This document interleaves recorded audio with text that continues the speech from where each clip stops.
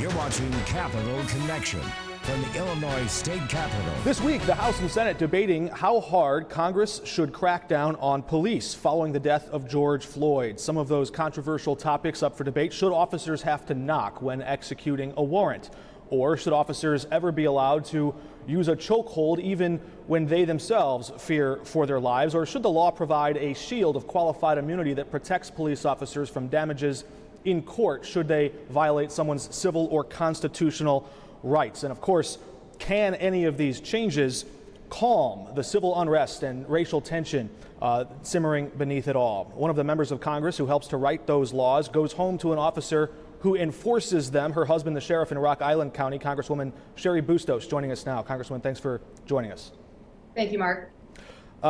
I wonder, the way I read these two plans, there's the Justice in Policing Act, there's the Justice Act, there's sort of the Democrat plan and the Republican plan. It seems that Democrats would require police to make changes where Republicans would recommend them, and Republicans would also ask the police to report more about their behavior to the public. Why is the Justice in Policing Act, what is it about that act or what is it about the Republican plan that you feel doesn't go far enough?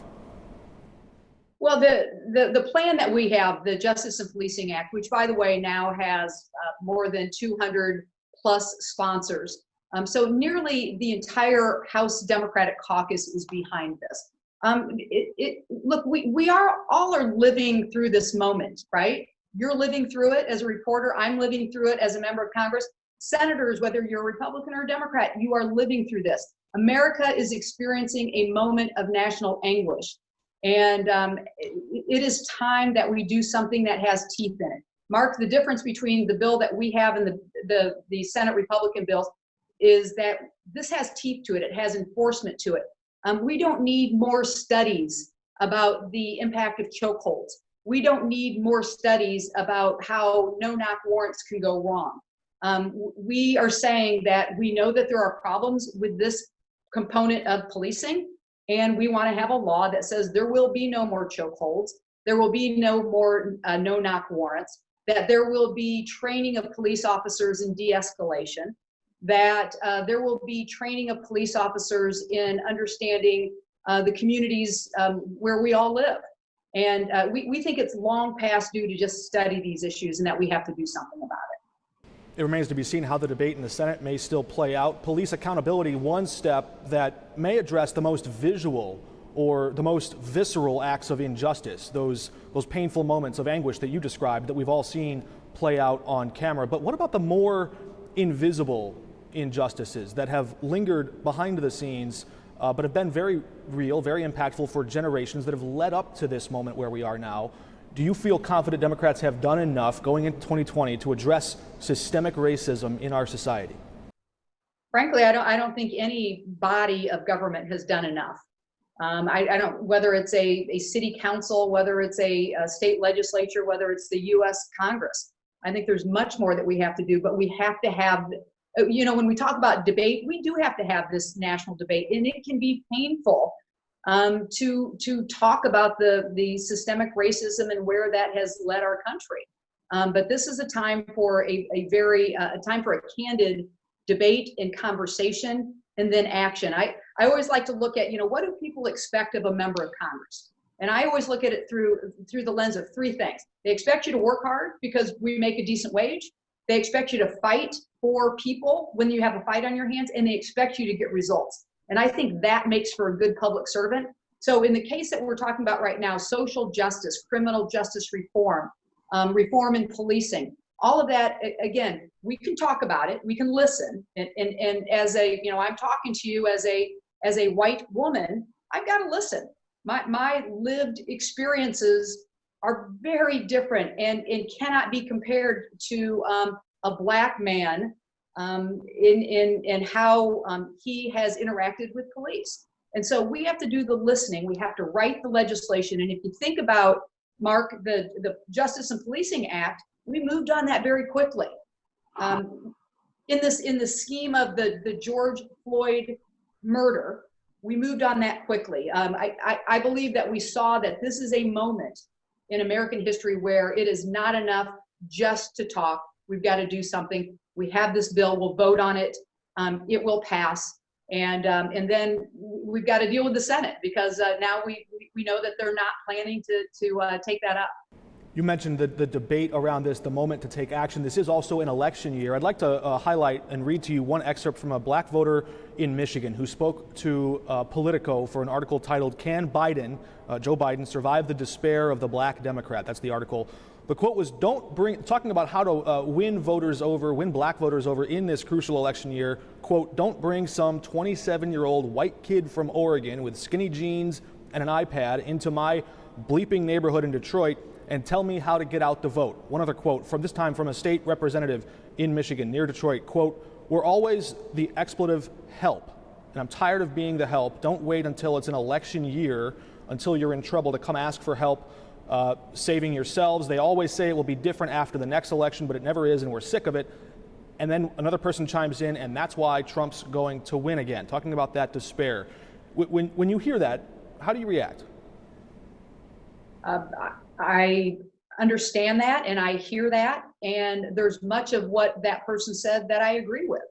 It's like you see a lot of politicians who going into an election, and it might be the September or it might be the October before the November election, and all of a sudden they go to a black church. What we've talked about in my campaign for as long as I've been in office is I don't want to be that politician.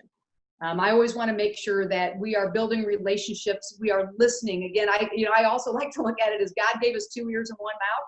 Use those proportionately, but listen to people. And I think the anguish that was coming out of that person's statement was that, black voters have been the most reliable voters in Democratic politics for election cycle after election cycle after election cycle. I think what I hear that person saying is, don't take my vote for granted. Get to know me, fight for me when we have a fight on our hands, and we do right now, and make something happen. And now we are in the midst of a divided government. We have a Democratic-controlled House, Republican-controlled Senate, and Donald Trump in the White House. That does make it more difficult. We will pass our Justice and Policing Act because we're House Democrats and we're the majority. The Senate obviously is foundering in its attempts. And if we did send something to Trump, I think the question mark is, would he sign the bill that we are going to pass? Mm-hmm. He's already signaled that qualified immunity is a non-starter for him. He doesn't want to go down that road. But look, the President Trump's rise and in 2016, it created a lot of questions about these issues, and we've seen the racial tensions sort of simmering in that discussion. It's a difficult topic to discuss and to address. After the election of President Trump, Politico, the same outlet, came to you and curious how a Democrat in your district that elected President Trump could win. They sort of pitched you as, I think, maybe a Trump voter whisperer. I don't know if you'd agree with that there, but you told them that, quote, on sensitive topics, things like Black Lives Matter, quote, "I don't dwell on them." That was back then. Do you wish now that you had? Do you regret that comment at all? No, I think, look, I'm a former reporter, and I know what you do to do research when you're interviewing somebody, and you could go back to, looking at articles that I used to write, from the 1980s for that matter. But the moment we're living in right now, it's 2020, and we are in the midst of a movement that is very special, and that is very important. And I think, historically we'll look back at this and we'll say, this was a moment of change. And I am confident that, again, as House Democrats, where we are in the majority, we will be voting on a momentous piece of legislation that will pass. And just whatever the Senate ends up doing, November is a time of change. And what I was going to say about the last person's statement, the part that I don't agree with is Joe Biden's going to win. And as House Democrats, we will stay in the majority and we will grow our majority. I'm increasingly confident that Democrats will win in the Senate as well. And then this meaningful change, and this isn't, I know there's all the articles about, we're going far left or we're whatever it is. We will bring about meaningful change that will pass the House, that will pass the Senate, that will be signed into law. I think this, what we are living through right now will lead to momentous change for the better of our country. There's changing the laws, but there's also changing the public thinking, and often our elected officials can take part in that public discussion. What did you think when you heard Vice President Pence reluctant or even hesitant, declining to say the phrase Black Lives Matter? Should elected officials, should Republicans specifically in this moment, say the phrase Black Lives Matter? Well, I don't know what the hesitancy is. It is a movement that has credibility, that is bringing about change. And how everything has become so partisan, whether it's, I've got a mask sitting on my desk right here behind me. I don't see that as wearing a mask as something that is partisan, yet that has become partisan. I think in the end, I guess my shout out to Democrats, Republicans, young, old, right, left, middle of the country, the coast, whatever it is that, we've got to do what's right here. And that might not always be politically important or politically popular, but we've got to do what's right.